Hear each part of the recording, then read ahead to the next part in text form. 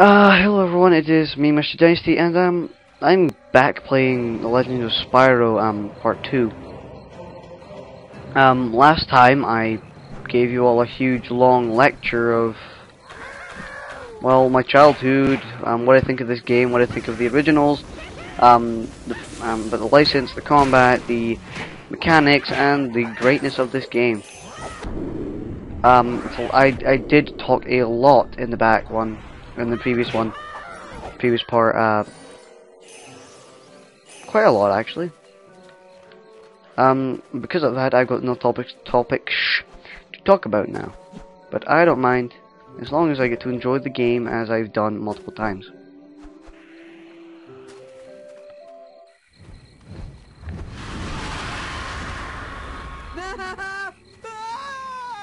Breathe, Sparks, old boy, go to your happy place. What in the world was that? I have no idea, but I'm going this way, far from it. Which brings us to the moment that Spyro's journey really began. When he and I finally met again for the very first time. Oh, it's a long story. And I thought you were a big one. Goodness.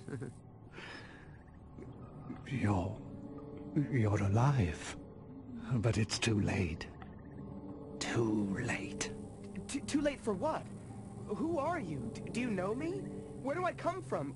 What are you? What are we? What am I? You mean you don't know? Does it sound like he knows? Not quite common comedy in this. When you were just an egg, it was my job to protect you. It was my job to protect all of you. There are others? Others? There were. There were 4 of us. Guardians, that is. And we had one job. Ensure that all the eggs were hatched. It was the year of the dragon after all, and our very survival depended on those eggs. But the temple and grotto are now gone. Overrun by... Temple? What temple? Can you take me? Can I see it? It's more questions than I've ever asked in a whole week. No.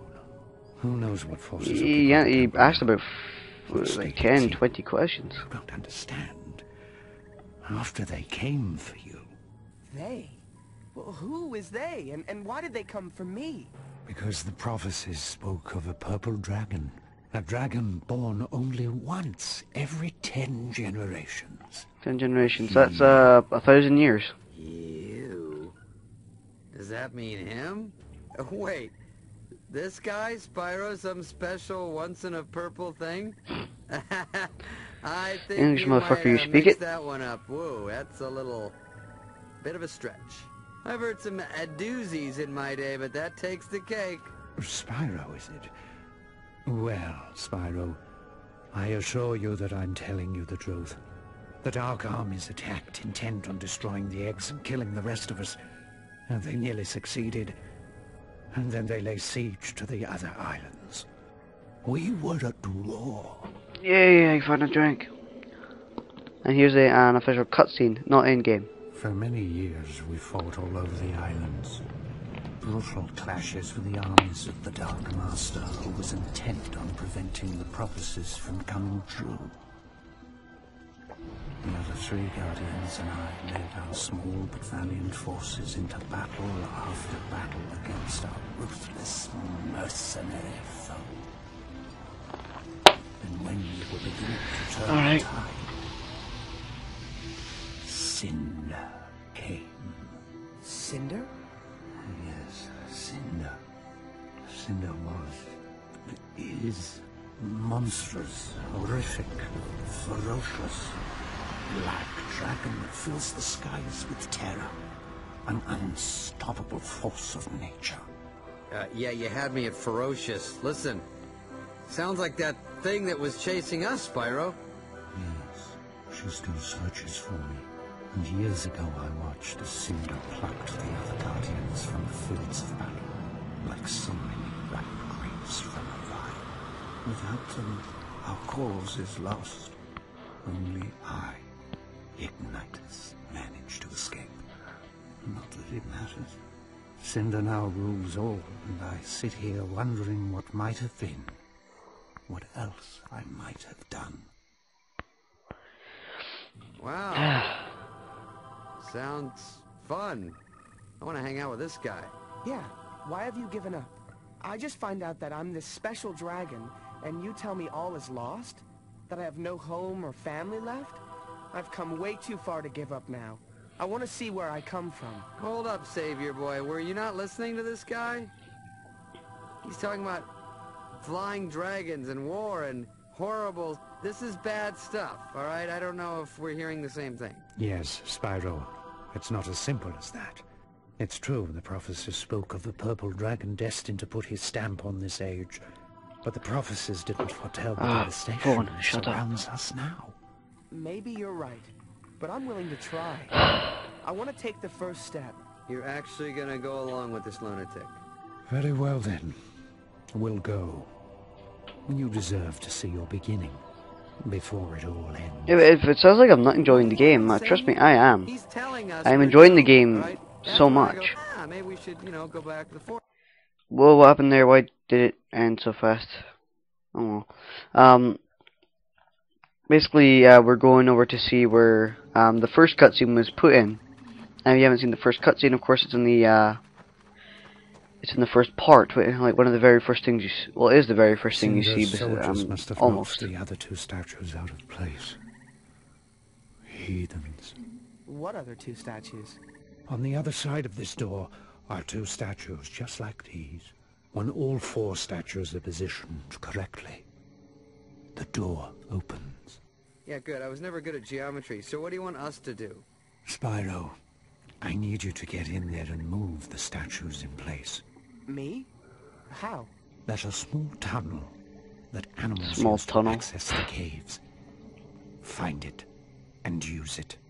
Yeah, animals... Okay, you know what? You do that, and I'll wait here. It's just right here. It just puts us right in front of it. Really. These are some of the worst enemies in the game, in my opinion. Especially really early on in the game. They're such a pain in the ass. You have no idea. But the reason these enemies are such a pain in the ass is because they have so many powerful attacks that can just demolish you in seconds. It's insane. So the game is, well, extraordinarily hard off the bat, really. Especially for a 7-year-old who's going to be playing this game. The game does offer a good variety of challenge, though. But, if I don't have to encounter him, I won't. There's no point in getting unneeded encounters.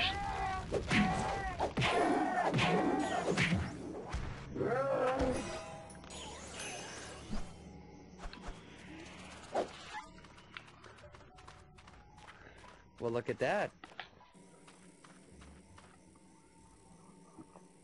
Hey, when in doubt, break it, right? Go nuts. I love as I said, I love the comedy that this game does invoke.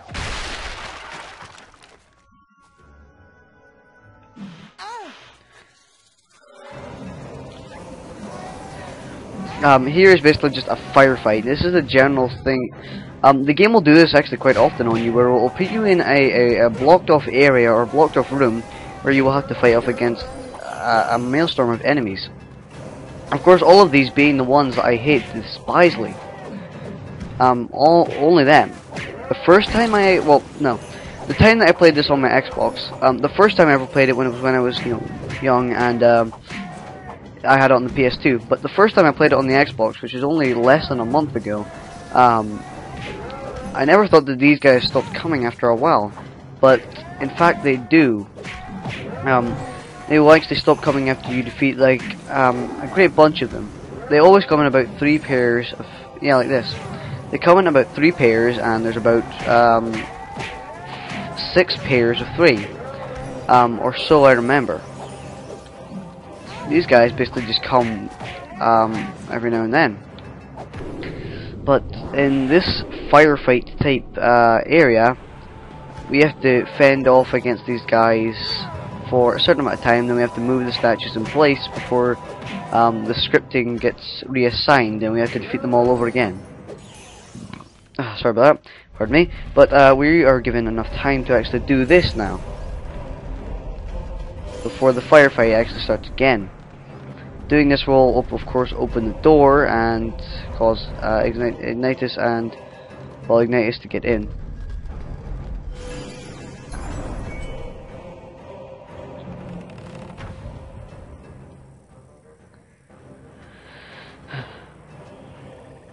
Any trouble? A little insect trouble. Nothing I couldn't handle. Little insects? My tail section. What he means is his ass. Maybe you never noticed. You probably did though. You're probably that smart. If not, how did you search this place? How did you get into YouTube in the first place? But, as I said, the comedy in this game is very cheesy, very dry, and sometimes generally even comedically funny. Which is quite actually surprising for a game. A game never only has a great comedy in it or humor that actually sounds funny. Or sometimes games will put it in and it'll just sound like garbage and make the game look a bit bad. But this game executes it well, and the comedic type value that, well, the fact is that it's a very serious, well, it's meant to be a very serious storyline, but of course this one character, Spark's always breaking the tension, which never normally works in games, but it did in this one. Oh, goody. Ooh, take a gander at this. Ooh, pretty. Let's smash it. Hey, Spyro, what was that about? I don't really know. I just felt like I had to hit it. And when I did, the power of 1,000 suns surged through my body. Right. Yeah, okay. Well, you know what? You should really sleep better. You know, I'm gonna stop bugging you. You really need to get 8 hours. Forget I said anything. Let's go. Yeah. I've always wondered what it would be like to actually skip that cutscene. You know, not destroy the thing. Because it kind of puts into the storyline a little bit. But of course, as a common sense, you're obviously going to have the feel to destroy something in this game. When destroying something in this game, of course, you know, it starts breaking, you keep hitting it. So the sense that you've always had to well, it basically gives you the sense that you have to destroy it when you first see it, and which always activates that cutscene. But I always wonder what it'd be like not to actually go near that thing and just walk right past it throughout the entire level, which of course would not trigger that cutscene, and which wouldn't tie into the later bit in this level. I'm not sure if it wouldn't let you not pass without destroying it, or it would just let you pass and it would explain it later. I've never actually tried, and I do plan on trying soon. I might do a couple extra videos on it.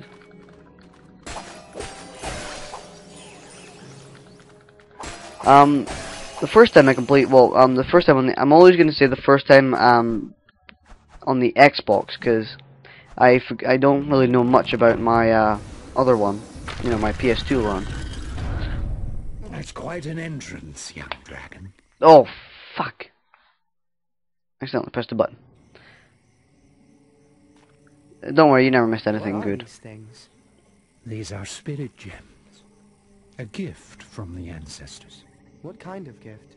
A gift that speaks across generations. A gift that empowers you with the spirit of the past, strengthening you with the wisdom of the ages. I feel more powerful already. Don't worry, that cutscene that I accidentally skipped, it was only just explaining the entrance. You know, how you got in from there, but it doesn't worry, you know, you caught fire to it, it turned around and stuff like that.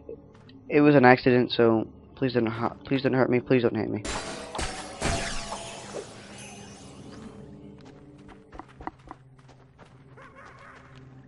Do you hear that? What is it? Exactly what I feared. Look, Spyro. Perhaps we should turn back. What? After coming this far? If this door is closed, I have to admit, this game does, for 2006, this game does have extraordinarily well animation. Yeah, it does. It does beat some of the animation by today's game standards.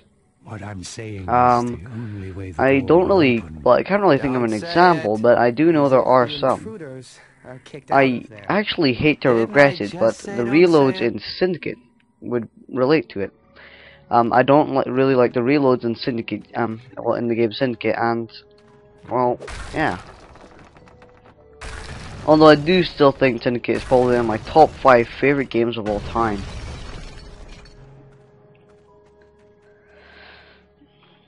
So I'm not saying that Syndicate is bad for that, I'm saying that Syndicate is still an amazing, well, borderline epic game. It's just, I'm not really fond of the reloads, which to me is a big part in a game. Animations in a game do make a game what it is. If you have bad animations, the game's going to look a bit bad and a bit stale. I'm glad this never actually happened with Syndicate. The reload animations, even though they were a bit ordinary, stale, and a little bit sometimes even didn't even make sense. But because of this, I was expecting Syndicate maybe to not be as big of a hit as it has been, but I'm pleased to know that it actually was a bigger hit than it actually probably would have been. So I'm not gonna talk about Syndicate during Spyro. So as I was talking about, this game does offer quite an overwhelming, status of animations. These animations, which I do think are really impressive for a game, which is just a revival of Spyro and was a slow time project for a group.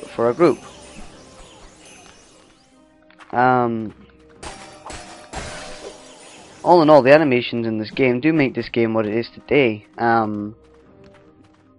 Pretty amazing.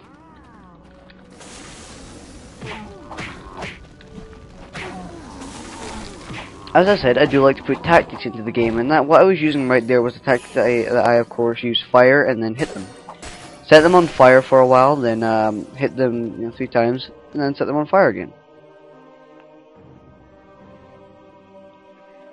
Here's where one of the game mechanics come into play, but it doesn't really. This game mechanic doesn't come into play too much. But torching a line of gunpowder will of course light it on fire. There we go.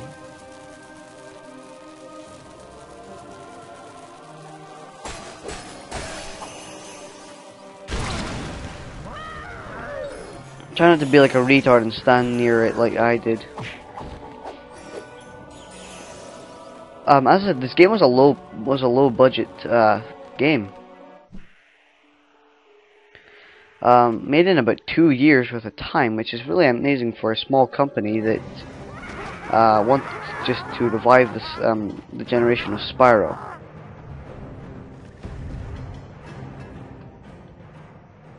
Well, Ignitus, we nabbed your guardian buddies, but you managed to escape our clutches. Until now. Stand back, Spyro, and let me show you what a dragon trained in the ancient ways can do.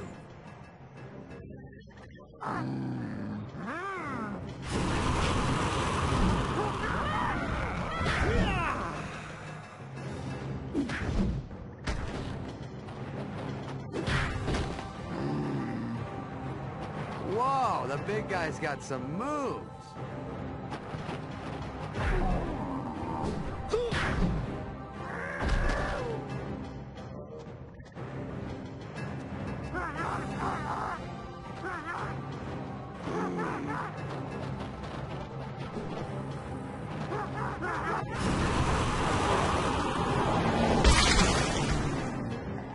Pretty awesome. Are you okay, Ignitus? Yes. As I get older, it takes longer to recover. You were incredible, Ignitus. Can you show me how to do that? Patience, young dragon. Soon enough, you'll learn all I have to teach. But right now, you must fight.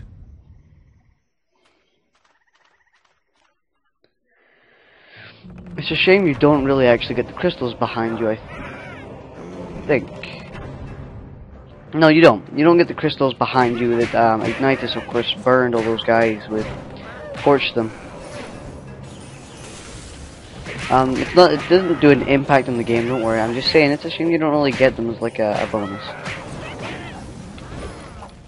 So speaking of the sequels to this, the predecessors, I think, if that's the right word, but I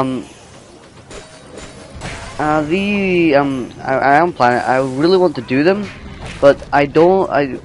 Okay, the third sequel, Spyro Dawn of the Dragon, I think it is, or it's Dawn of the Dragon. It actually is out on the Xbox 360, but unfortunately the second sequel. No, the sequel. Blah, blah, blah. Okay, there are 3 games in the Legend of Spyro series. There's this one right here, which is the Legend of Spyro A New Beginning. Then there's the Legend of Spyro An Eternal Night, and then there's the Legend of Spyro The Dawn of the Dragon. The Eternal Night is not on the Xbox, as I've explained. They would have to get another console entirely. But the third one, the third game in the series, Wonderful. Now he's getting cocky. Comedy. But the third one, which is the Dawn of the Dragon, actually is on the Xbox 360. But I've checked on some stores, and most of it is at roughly 50 quid, which is really, really, really weird for an old game. I've noticed that Spyro's walking animation always has him tilting his head back and forth heavily than all the other dragons. It's as if he's banging his head to music. And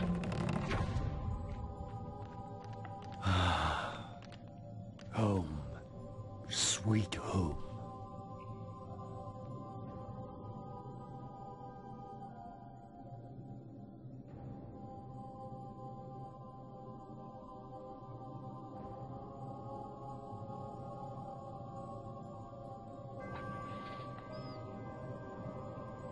alright guys, I'm gonna end part 2 roughly after this fight. So yeah.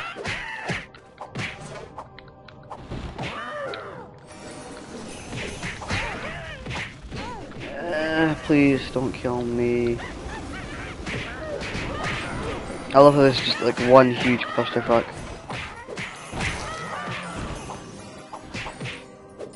There we go. All better. Alright then guys, this has been part 2 of my Legend of Spyro A New Beginning Let's Play. Please remember to comment, rate, and subscribe. It helps me out a lot, and I'm having a lot of fun with this so far. I really enjoy the Spyro games, and please leave a like, and if you enjoyed it that much, please leave it a please leave me a subscribe. Try to grow my channel as fast as I can. So yeah. I'm just going to finish this cutscene in a second. In fact, end it now, and I'll show you the cutscene in the next video.